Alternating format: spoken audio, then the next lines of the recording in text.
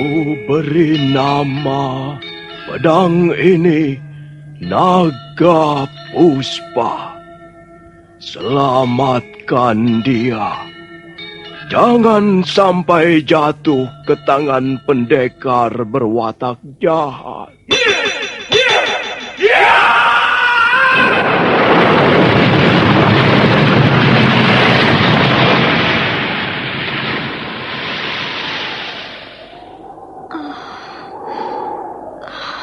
Kakang Kamandanu, kau masih juga tidak percaya bahwa aku mencintaimu. Mesin, maafkan aku, Mesin. Mesin. Mesin!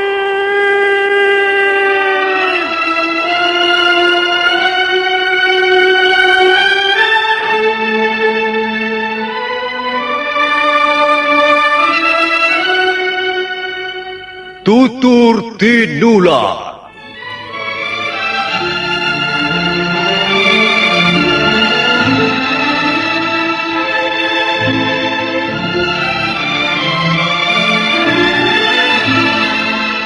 Sebuah sandiwara radio serial, produksi Sanggar Cerita dan teater Sanggar Prativi. Sebuah kisah dengan latar belakang sejarah runtuhnya Singasari dan berdirinya Kerajaan Majapahit.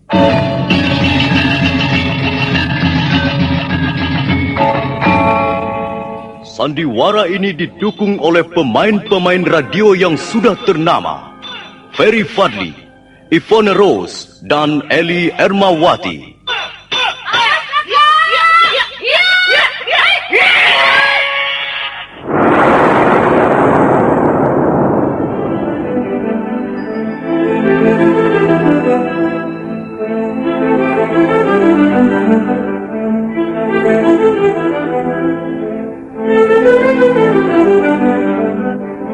Cerita ini ditulis dan disusun oleh S. Tijab. Teknik dan montase dikerjakan oleh M. Pranoto dan Edwin Sutandi. Sutradara Bambang S. Kali ini mengetengahkan episode kedua dengan judul Kisah dari Seberang Lautan.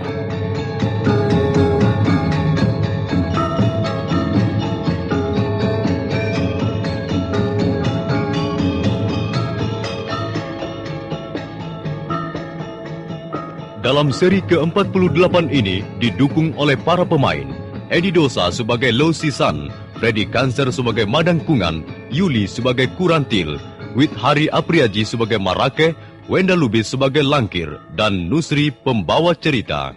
Selamat menikmati.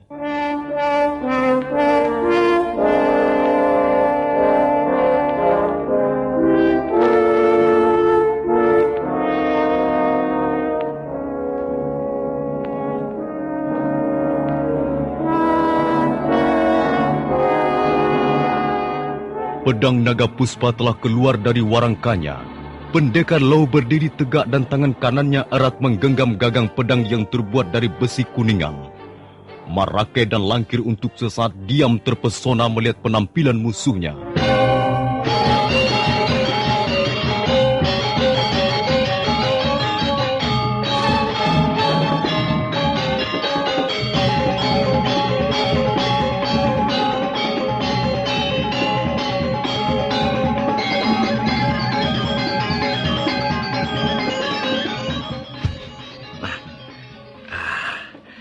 Aku sudah mencabut senjata. Sekarang apa kemauan kalian, ah? Masih ingin diteluskan? Babo. Tidak nantinya kami gentar sekalipun kau menggunakan senjata milik para dewa. Ayo Marake. Ayo sergap saja.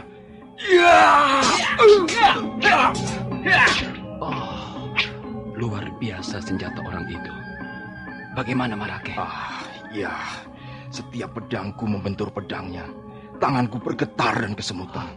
Tapi aku malu kalau harus menyerah pada orang asing itu. Mari kita serang lagi bersama-sama. Ya, kita berpencar. kau dari sebelah sana dan aku menggempur dari sebelah sini. Ya!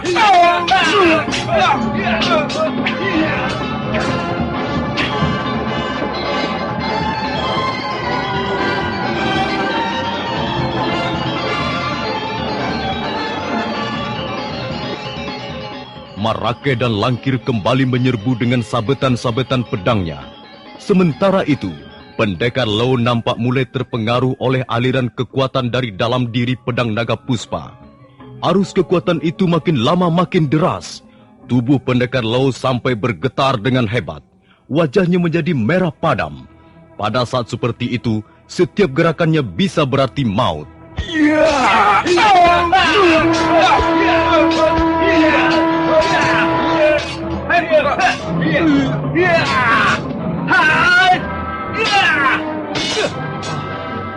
Gila, pedangku patah, Marake.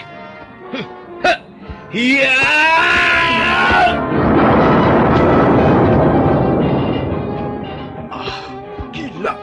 kita berkelahi melawan siluman, Langkir.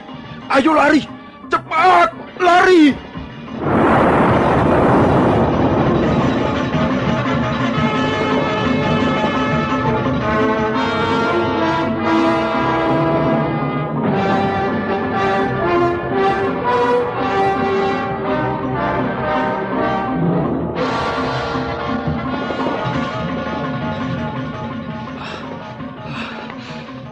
Untung mereka segera lari. Kalau tidak, tubuhnya pasti akan lumat. Senjata ini memang mengerikan sekali. Kalau tidak tahu cara menggunakannya, orang itu pasti akan menjadi korban kekuatan dahsyat yang mengalir deras dari dalam dirinya. Dia masih menghisap terus. Aman sekarang. Mesin. Iya, aku harus segera menolong istriku.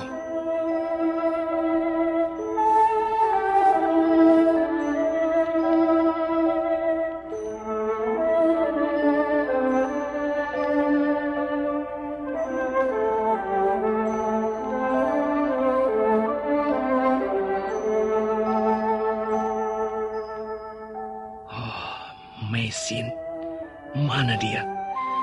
Mengapa gua ini kosong? Mesin! Mesin! Kurang ajar. Pasti ada orang yang telah melarikan mesin, sementara aku menghadapi dua orang itu. Ya. Aki Kumblek, ahli obat yang bernama Aki Kumblek. Iya.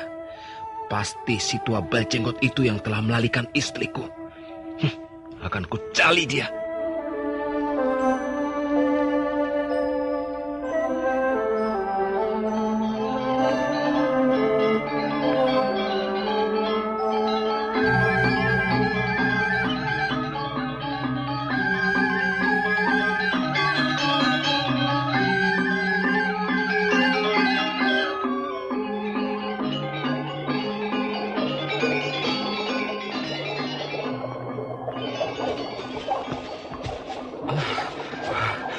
Gila, senjata apa yang dipakai orang itu?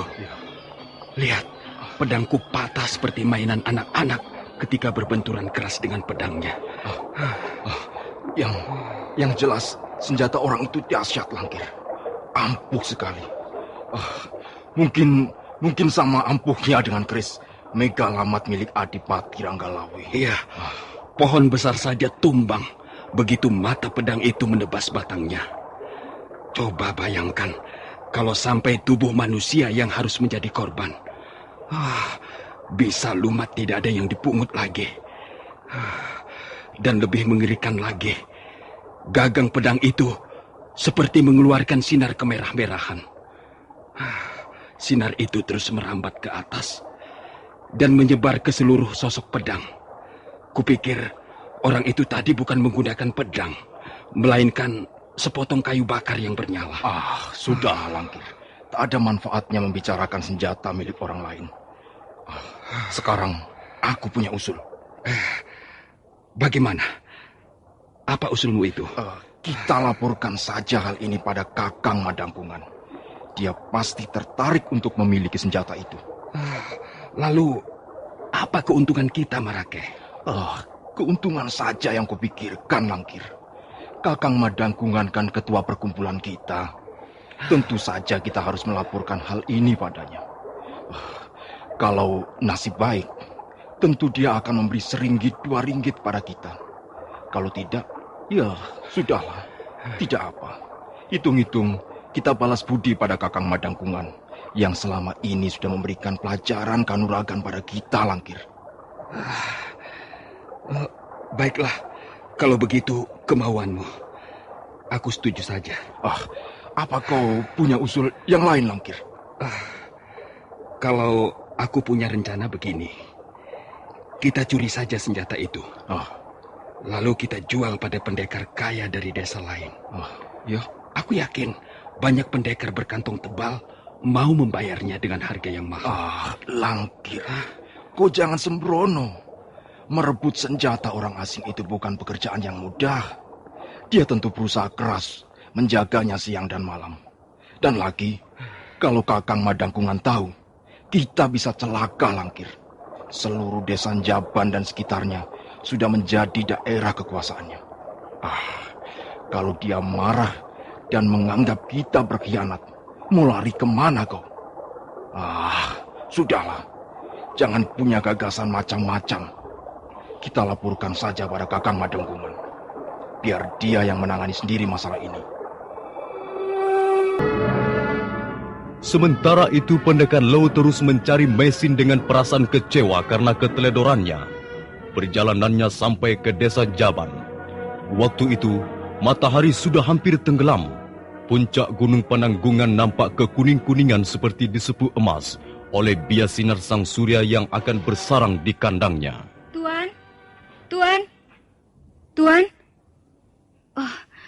Tuan sepertinya bukan penduduk desa ini. Apakah Tuan berasal dari negeri yang jauh? Iya. Aku berasal dari negeri yang jauh. Jauh di sebelah lautan sana. Maaf, apakah Tuan tengah mencari seseorang? Mengapa? Siapakah kau ini? Nama saya Kurantil. Tuan siapa? Saya Lo Sisan. Tuan kelihatannya sangat lelah. Apakah Tuan membutuhkan tempat untuk menginap? Tidak. Terima kasih. Tuan, tunggu.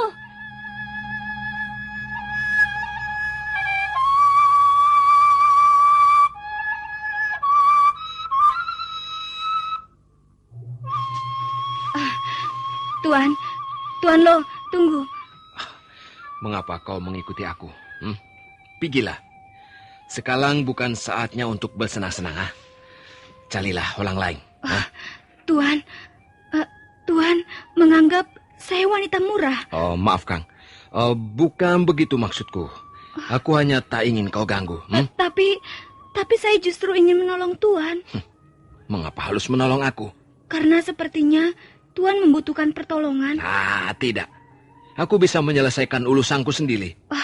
Tuan Lo, saya benar-benar tulus. Saya tahu Tuan sedang mencari seseorang. Bagaimana kau bisa tahu aku mencari seseorang? Di rumah minum tadi, Tuan bertanya pada seorang pelayan di mana rumah Aki Gumbrek. Ya, butuh. Kau tahu rumah ahli obat itu kan?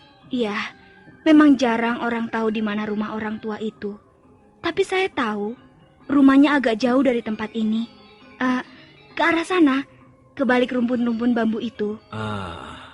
Apa kau mau mengantarku ke rumah Aki Gumbrek? Mengapa Tuan tidak bilang sejak tadi? Mari, ikut saya.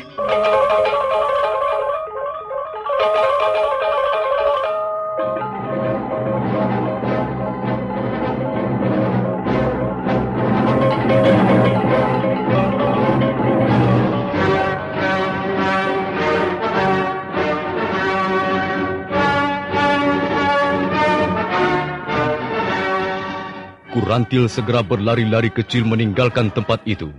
Bayangannya segera lenyap di balik rumpun bambu. Pendekar Lo melangkah ke arah pintu rumah yang mempunyai halaman sangat luas dan ditanami aneka tanaman khas pedesaan.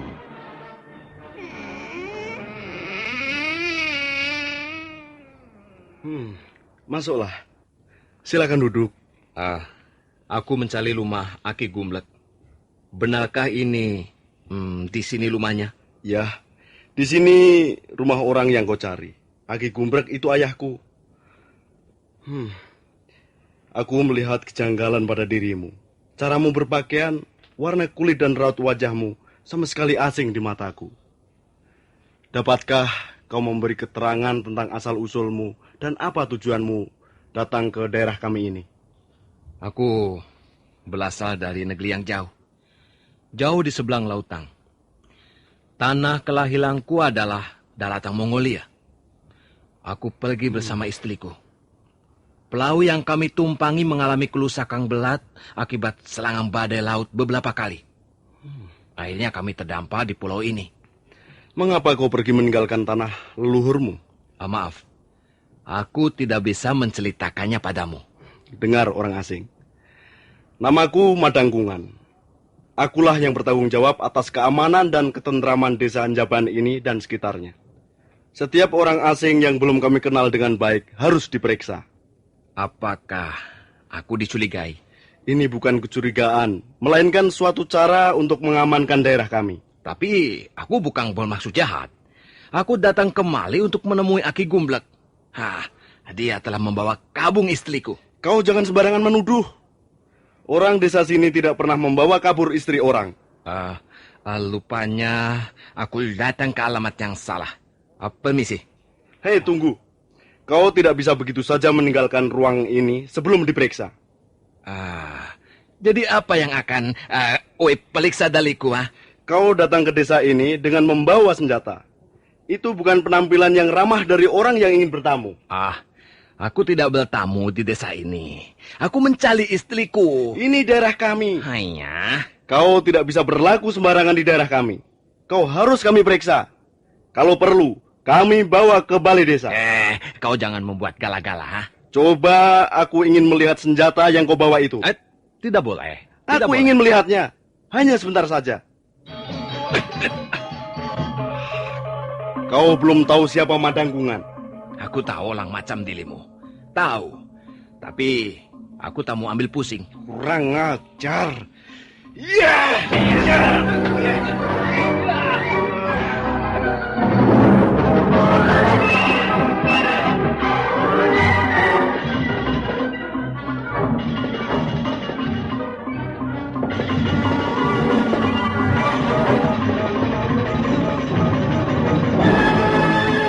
Madangkungan, laki-laki berbadan tegap dan gagah itu menyerang bertubi-tubi ke arah pendekar Low.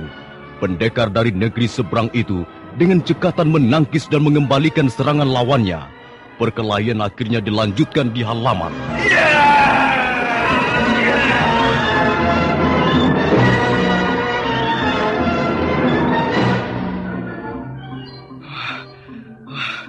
Jadi kau mau membangkang?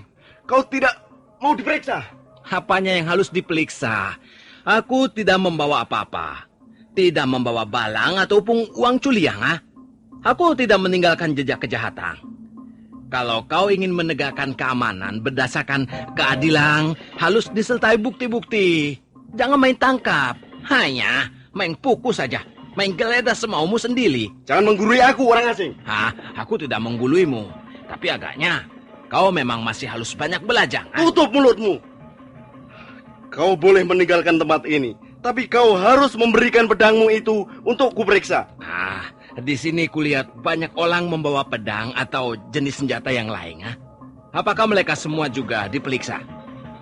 Sudah jamaknya seorang laki-laki membawa pedang setiap keluar pintu rumahnya. Ya, tapi mereka adalah orang-orang desa ini. Sedangkan kau bukan. Kau orang asing. Kau selalu menyebut-nyebut orang asing, orang asing. Lupanya kau kurang bergaul. Kau harus belajar bersikap ramah pada orang yang datang ke daerahmu. Jika tidak, kau tak mungkin mendapat kemajuan. Serahkan pedangmu kalau kau ingin selamat. Oh tidak. Aku akan mempertahankannya. Apapun yang terjadi. Kau bandel. Tapi kau juga bodoh. Kau akan menyesal nanti. Madangkungan memberikan isyarat. Dan bermunculanlah kaki tangannya dari pojok-pojok halaman yang mulai gelap. Ada 8 orang semuanya. dan mereka segera mengepung pendekar Lo dari berbagai jurusan. Bagaimana? Masih tidak mau menyerahkan pedangmu? Kau tidak bisa membujukku dengan cara yang halus, dan kau juga tidak bisa memaksaku dengan kekerasan.